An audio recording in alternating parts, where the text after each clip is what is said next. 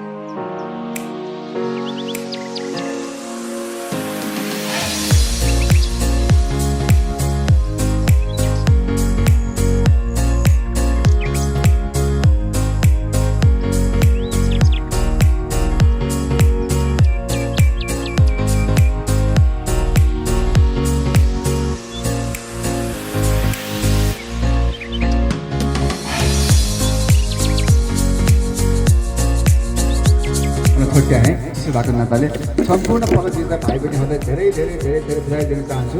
मेरो व्यक्तिगत तर्फबाट र वडा नम्बर 6 को तर्फबाट दिन चाहन्छु। म यहाँको वडा प्रमुख पनि हो। खेल गेम खेलेर यहाँले जुन प्राइज पाउनु भएको छ र जुन क्लबले यत्रो ठुलो इभेन्ट गर्नु भएको छ, फर्स्ट टाइम यो इभेन्टको पार्टिसिपेट हुनु पाएँ, धेरै खुसी लाग्यो। यत्रो ठुलो इभेन्ट यहाँले गर्नुहुँदो रहेछ। यसको लागि मैले पनि वडाबाट केही न केही यहाँलाई सहयोग गर्ने मैले यहाँलाई बाचा गरेँ र आउँदा दिनमा पनि यहाँको गेमलाई यस्तै गरी हामी सक्नेसम्म हामी सहयोग गर्नेछौँ। यहाँ